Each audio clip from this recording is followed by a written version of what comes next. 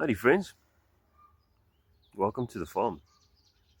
So this morning, Tuesday morning, I've been thinking about that young lady that got stabbed in the neck by that savage, that animal, that monster. And thinking about it over and over and over, there's absolutely nothing she could have done to have foreseen it. There's nothing she could have done to stop it. And if he had even missed and tried again, her size and strength versus his, she wouldn't have been able to protect herself. So there's nothing, no ways that she could have sort of prevented that situation. And yeah, I'm just thinking about how helpless you feel, watching that. You think, like, why do people do that? Why? And we've got to realize that there's evil out there. I mean, that man was clearly demon possessed. And we see it all the time. I've been seeing it. People, you see it in their face, in their facial expressions, in their eyes, the things that they say. There's monsters out there. There's absolute monsters out there. We've got to be careful. We've got to arm ourselves with the Lord. There's no ways you can beat these things, because you can't foresee them.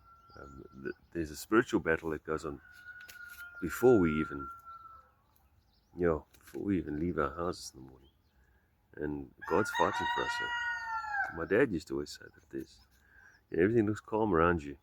Like, look how beautiful and calm it is out here in the garden, the flowers, the birds. But there's a war being waged in the skies around us, in a different realm. And that's God protecting his people. His angels are fighting for you right now, fighting demons off as we speak. And every now and then, the fight doesn't go in our favor. And there's nothing we can do about that unless we get on our hands and knees, get down and pray. Lift your hands up to the Lord, bend your knees and pray. And I was talking to a friend the other day. She's going through a real hard time with a divorce. And she said she doesn't know what to do. And I said, if you were married in the church by a pastor, then it's a covenant that you made before God. I said, no man can break that covenant up. So don't you go and file for divorce. I said, pray about it. God will resolve that. He'll either fix your husband and bring him back and make him love you like he did when he married you, or things will break up in a different way. And it won't be at your hand. So there's power in prayer, people. Yesterday, watched a clip, and Chris Pratt asked everyone to pray for him, or pray with him. And that prayer was so strong. And I closed my eyes and I listened to his words. And I believe there's a revival about to happen after the Charlie Kirk thing. And it's sparked a massive revival. And to me,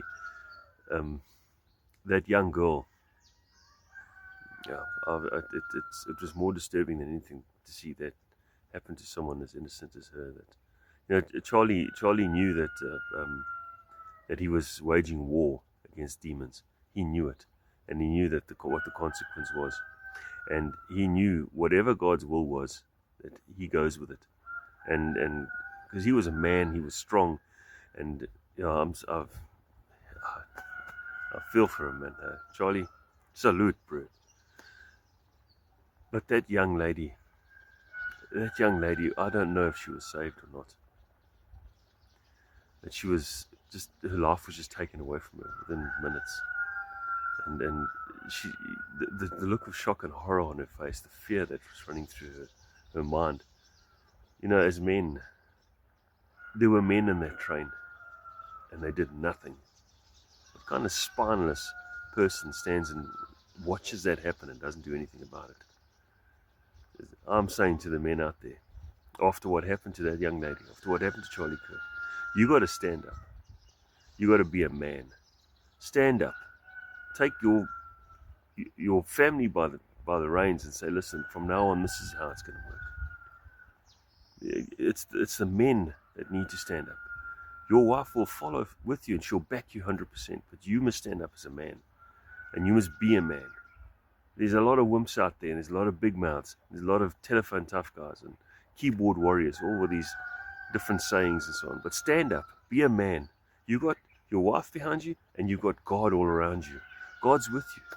If you're a man of God, stand up and be a man of God, and don't be afraid to say it. I love Jesus. Jesus is my Savior. And if you don't like it, I don't really care. It's about me and Jesus and my relationship with Him. So people, don't be scared anymore. Let people know who you love. Let people know who you are. Be a man. That's my 2 cents for today.